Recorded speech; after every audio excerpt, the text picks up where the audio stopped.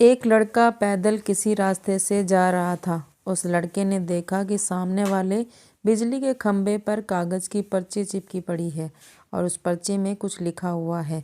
वो लड़का थोड़ा नज़दीक जाकर पर्ची में क्या लिखा है वो देखने लगा। उस कागज़ की पर्ची में लिखा था, कल इस रास्ते से गुजरते वक्त मेरे 100 रुपये कहीं गिर गए थे। मैंने ढूंढने की बहुत कोशिश की लेकिन मुझे वो नहीं मिले।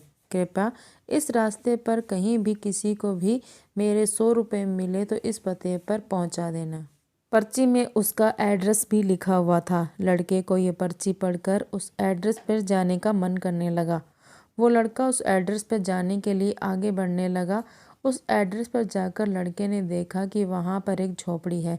लड़के ने बाहर से आवाज़ लगाई तो उस झोपड़ी में से एक वृद्ध औरत लाठी के सहारे बाहर आने लगी।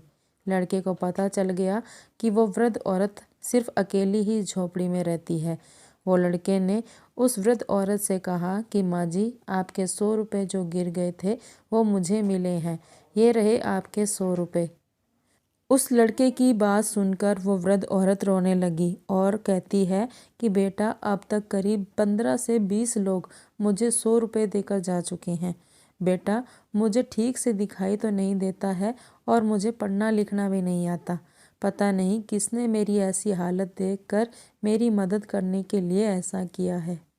लड़के ने 100 रुपये रखने के लिए कहा पर वो वृद्ध औरत नहीं मानी। लड़के के बहुत आग्रह करने के बाद आखिर में वो वृद्ध औरत मान जाती है, लेकिन वो उस लड़के से कहती है कि तुम जाते वक्त वो पर्ची वहाँ से फाड़ कर फेंक देना। मुझे पता नहीं कि किसने मुझ पे तरस खाकर ऐसा किया है। लड़के ने कहा, माँ जी, आप इस बात की फ़िक्र मत करना, मैं वो पर्ची फाड़ दूंगा। अब वो लड़का उस वृद्ध औरत के घर से निकल जाता है।